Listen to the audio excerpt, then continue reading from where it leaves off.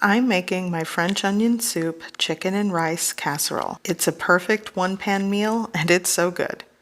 So to start, I'm just going to create some seasoning blend here for the chicken, and I will put in the description what I'm using, but I'm using like some Montreal chicken seasoning, garlic, salt, pepper, onion powder, some chicken and beef bouillon powder, and I'm just going to combine it all in this bowl. And I'm just going to use like half a teaspoon of the chicken and beef bouillon powder and just add that into the mix. You can essentially season your chicken however you like. This is what I'm doing today, and I'm probably going to add more, so this is just a little starting place to pre-season the chicken thighs I'm using. And here I'm working with somewhere like 1.5 pounds to 2 pounds of boneless, skinless chicken thighs. Half of it I'm going to put on one side, and then once it's in the pan, I'll season with the rest. So in a preheated pan with cooking oil, I'm going to start browning the chicken thighs.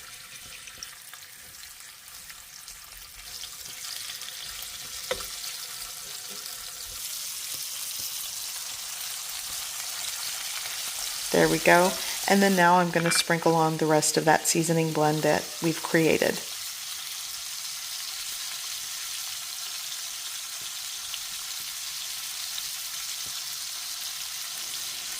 I'm also going to add a little bit more of that garlic, salt, pepper blend.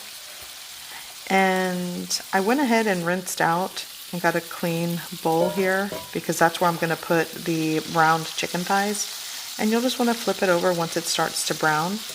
And this is also going to create a lot of flavor at the bottom of the pan. Okay, so there are a lot of ways to make chicken and rice casserole or chicken and rice bakes. This is just one delicious variation that I love to make. And it comes together pretty easy when you're working with one pan that you can use on the stovetop and just pop it into the oven. So I'm using a can of beef broth. This is 14.5 ounces. And a 10.5 ounce can of French onion soup. I'm also going to add some dried thyme into the mix, and here I have a 12 ounce bag of French style green beans that were frozen but they are thawed. So you want to make sure you thaw them and drain any liquid in the bag. Here I pre-rinsed 1¼ cups of long grain rice, and I'm using some mozzarella cheese and some crispy fried onions to garnish and top.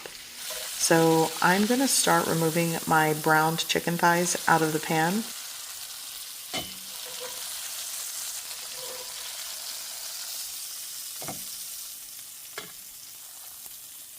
Now I'm going to add sliced onion. This is one large yellow onion. You could use white onion or sweet onion. And I'm going to saute and pick up all of that flavor and just bits at the bottom of the pan.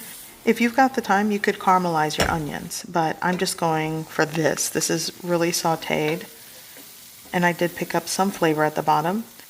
Now I'm going to add my can of beef broth. You could use stock, and here I have that can of French onion soup going in, and just sort of mix, combine everything, and pick up that fond at the bottom of the pan. I'm shaking in like 1/4 teaspoon of dried thyme. I actually eyeballed that, by the way, and give that a mix. And at this point, I'm going to shut off the pan. And now I'm going to shake in my rice. This is 1¼ cups of long grain rice that I just pre-rinsed in cold water and drained. And I'm just going to shake that in.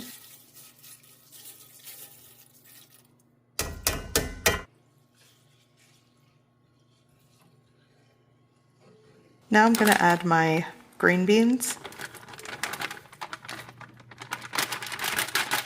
And you'll want to pick out anything you don't want in the pan. I also want to mention, if you want to use a 9x13 baking dish, the cook time will probably vary because I am working with things that are thawed and the pan is hot. Now you'll want to add all of your chicken thighs. If you decide to use chicken breast, the cook time will definitely vary. It'll probably be less time, and if you use bone-in, it might take longer. Okay, now I have my sliced mozzarella, and I'm just going to top all of the chicken pieces. And you want to go ahead and preheat your oven to 365 degrees Fahrenheit. I've sprayed some cooking oil on my aluminum foil, and I'm just going to carefully top everything. And it's been about 55 minutes, so I'm going to remove the foil and top it with those fried crispy onions. By the way, you might question the 365 degrees Fahrenheit, but when I've done this before, it just seems to be the right temp to get the rice cooked perfectly. And so much for making the foil non-stick. That's okay, I'll eat those. So just shake that on, and I'm going to continue to bake this for another like 2 to 5 minutes until everything gets crispy on top, and this is done. Now cook time does vary, it just depends on the calibration of your oven, so you want to make sure the meat is cooked through. And this is what it looks like, and it smells amazing. I'm going to top and garnish with a little bit of fresh parsley, and this is ready to serve. Honestly, I think you should try this because it's so good. And this makes a perfect one-pan meal. I hope you give this recipe a try. I hope you like it, and thanks for watching.